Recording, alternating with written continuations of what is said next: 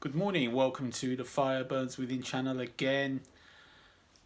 Bank Holiday Monday, last day before going back to the grind. Anyway, the 80s heavy metal. It's the reason why we're all here. Enjoying heavy metal from the 80s. It's the main influence of the music of today. You've got to pay homage. The 80s. So this video I'm going to do a ranking video of sorts. Well, yeah, it's a ranking video. I'm going to give the top 3 albums from each year, 80 to 89. And then out of the 30 albums that are assembled, I'm going to give the top 15 out, my top 15 that is, out of that 30. So anyway, let's go to 1980. Number 1, well, I'll do it in reverse order. Number 3 is Black Sabbath's Heaven and Hell. Very cool album. Number 2 is Priest's British Steel. And number 1 is the self-titled Iron Maiden album. I know it's sort of quite primitive, but I still rate it as a very good album and great start, better than British Steel. 1981, in third place we have Saxon's Denim and Leather. Saxon starting to flow, starting to get into what they're recognised for. Number 2, another Black Sabbath album, Mob Rules. Very cool album. Dio again. I prefer Heaven and Hell, but Mob Rules is second in 81. And number 1 again, it's Maiden and Killers. Undeniable for the best album for me of 81. 1982 in third place. Yeah, 1982 is a sort of weird year. I don't know. There was some amazing, and I couldn't find like too much, but I've settled on Accept, Restless and Wild. I'm not a huge Accept fan, but I think this is a really cool album for them. Number 2, Priest, Screaming for Vengeance. It's an awesome album. It's Priest that, you know, really getting into their stride, their early 80s stride. Number 1, it's a familiar story. It can only be Maiden's Number of the Beast, and everyone knows why. Don't need to go into any in-depth talk there. Moving on to 83. The third album coming in third place, 83, is Metallica's debut, Kill 'Em All. Yes. Some would say the start of thrash metal. Pretty much. Yeah, pretty much. Number 2, Mr. Ronnie James Dio and his first album, Holy Diver. Very awesome, melodic, heavy metal. Dio's awesome vocals. You can't go wrong there. And number 1, this is becoming a familiar pattern. It's Maiden, of course, with Peace of Mind. Again, undeniable. Even if you don't like Iron Maiden, it's hard to pick anything else. Well, who doesn't like Maiden? But even if you sort of don't love Maiden, it's easy to pick Peace of Mind as the best album of 83, sorry. I said 84. 1984 is next. The third album is Dio, The Last in Line. Again, Dio, awesome. Number 2, it's a familiar story. It's Priest's Defenders of the Faith. Again, Priest in full Priest mode, if you like. Heavy metal to the max. But number 1, you're going to easily guess it. It's Maiden's Power Slave. Undeniable. No better metal album released in 84. 85, 85, I was looking hard, and strangely enough, I looked at quite a lot of albums, and I'm only looking at metal albums, not rock albums, by the way. This is a metal list, if you like, for bands which are known to be heavy metal. They may have hard rock elements, but they're mainly known to be heavy metal. 85 is slightly weird. I looked hard, and yeah, two I could pick. The third one is not amazing. Number 3 is Saxon. Innocence is no excuse. I do like the album. It's very melodic, but I wouldn't call it like it's the beginning of Saxon leaving, you know, the real heavy metal and going into more hard rock, melodic rock. But it is an awesome album anyway. Number 2 is Savatage, Power of the Night. Yeah, it's an awesome album. Melodic, heavy metal. Number 1 is Megadeth's debut album, Killing Is My Business, and Business is good. Raging thrash, raw, you know, very angry, very cool, snarling vocals, rip your face off riffs, ripping solos. Had to be number 1. Right, 1986. I've cheated slightly here. I've had to cheat. I've picked 4 albums because the 4 of them are impossible to leave out. In 4th place is Megadeth's Peace Cells. Yeah, everything they did on the debut, they refined on Peace Cells. It becomes more streamlined, more cool, more melodic, better produced. Still very intricate, very speedy, raging, etc. Number 3, I couldn't leave out. It's Slayer's Raining Blood. It's one of the best thrash albums ever. Obviously, 30 minutes of absolute mayhem. Killer thrash. Number 2, Metallica's Master of Puppets. Yeah, there's enough said about that. And it's still not my number 1 album of 86, because that goes to, you guessed it, Maiden's Somewhere in Time. I love that album. I think that album is awesome. Very melodic, very cleanly produced. Some people didn't like the synthesizer guitar thing, synth guitars or whatever it's called, but I really like the sound. It's really clean, really melodic, really catchy. The songs are all very cool.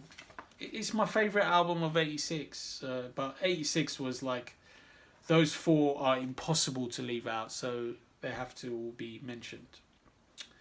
Right, moving on to 87.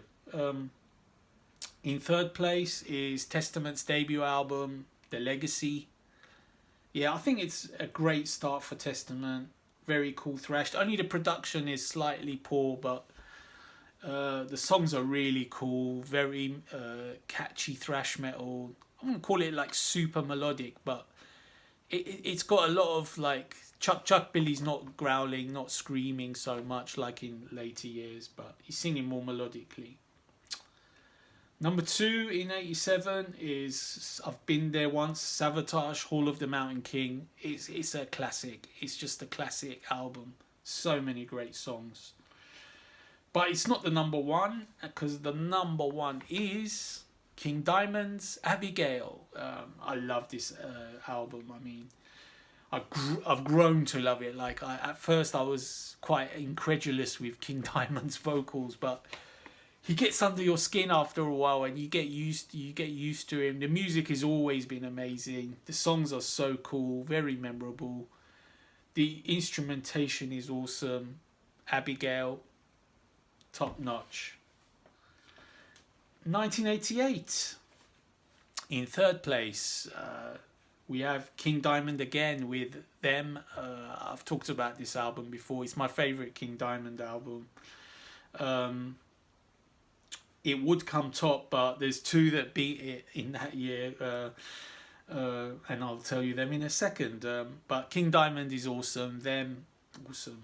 Number 2 is my favourite Testament album, The New Order. I love this one. It's catchy, melodic, thrash metal, much better produced, very cool songs. Just a very cool album. Number 1, We've been there before. It's Iron Maiden, Seventh Son of a Seventh Son. Undeniable album, melodic, catchy, well produced, epic. Every superlative that you can mention about Seventh Son is very, well deserved. Okay, reaching the last year of the decade, that was the 80s. In third place, we have Testaments, Practice What You Preach. Again, very cool thrash, very melodic, not amazingly heavy, but very cool, very clean, very melodic. Number 2, going back to my favourites, King Diamond, and with the Conspiracy album. I think that's an awesome album again. A little bit heavier, still very catchy, still very melodic, very nicely produced, very cool. But my number one album of 89 is Running Wild's Death or Glory. I love this album. It's probably my favourite Running Wild album. It switches, but it's more or less my favourite or second favourite. It's just an awesome album. Very melodic, very fast, speed metal almost at times. Very catchy, rock and roll on top form. This is Running Wild at their absolute best. So that's my favourite album of 89. So in the end, I've given you the top 3 and 4 in 86's case for the whole decade. Now I'm going to sort that lot out into a top 15. So the 16 that I've left out, they're out. And the top 15 is as follows. In 15th place, Judas Priest, Screaming for Vengeance. Killer album, can't deny it. In 14th place, Metallica's raging debut, Kill 'Em All. Can't deny it. It's raw, in your face, fast, still melodic, still catchy. Junior thrash, let's call it. Junior teenage thrash. Number 13 is Savatage, Hall of the Mountain King. I've talked enough about that album. That album is just a classic for me. Very melodic. John Oliver's amazing, unique vocal style. Immediately you can tell it's him singing, and it's Savatage. Number 12 is Iron Maiden's Killers, the follow-up to the debut. Proper production this time. Di'Anno sounds good. The songs are really good. They got a lot of edge, a lot of sort of not going into the operatic realms yet. Street metal almost, like street punk, heavy metal if you like. Very, very cool, very edgy. Number 11, sticking with Maiden, it's the Peace of Mind album. Very classy album. Number of the Beast is the lead up to it, but Peace of Mind is also a very classy piece of album. Number 10, yes, it's Number of the Beast from Maiden. Again, those two are like follow-ups of one another. I mean, Number of the Beast has got probably a few more classics than Peace of Mind, so I put it one step ahead. Number 9 is King Diamond's Abigail. Yeah, I love this album. It's not quite my favourite King Diamond, but it's really awesome, Abigail. Number 8 is Testament's New Order. I've talked about it enough. It's my favourite Testament album. Killer, melodic, thrash metal. Much better sound. Just awesome. Every song is pretty cool. Number 7 is my favourite King Diamond album, Them. Awesome album. Very melodic. King Diamond's unique vocal style. Awesome melodies, great riffs, great drumming from Mikkey Dee. Just an awesome set of songs. Number 6, going back to the UK and Iron Maiden with Seventh Son of a Seventh Son. Just a classic concept album. Very melodic, very well produced, clean sound, very memorable songwriting, great solos. Just love everything about it. I mean, it's hard to find faults. And the top five. Number five is the Megadeth sophomore effort. Peace sells, but who's buying? Awesome, slick, fast, speedy, technical thrash metal. Very catchy, very anthemic at times. Very raw as well, but very, much better produced than than the debut. Miles better produced, in fact. Number four, we go to just Thrash Titans, Slayer, Raining Blood. 30 minutes of absolute carnage, speed fest, thrash metal, face melting riffs, screaming vocals, hellish speed drumming from Lombardo, solos that dive bomb into hell. Just 30 minutes of absolute thrash carnage. Can't go wrong. Number three is Iron Maiden and Somewhere in Time. A very melodic album, very catchy, very clean sound. I just love Somewhere in Time. It's awesome. It's awesome. Very cool album.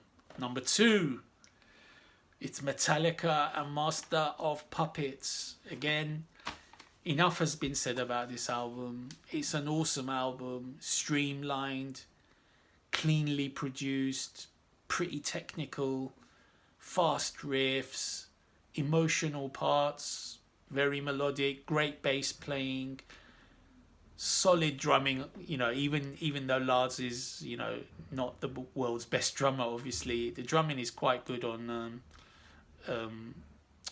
a Master of Puppets. Great vocals from Hetfield. Just a great set of songs. Metallica in their pomp, in their absolute, they reach their mid-20s or whatever, slightly later 20s.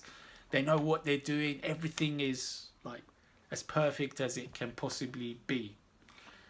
But the number one album of the 80s has to go to our very own UK band, Iron Maiden and Powerslave.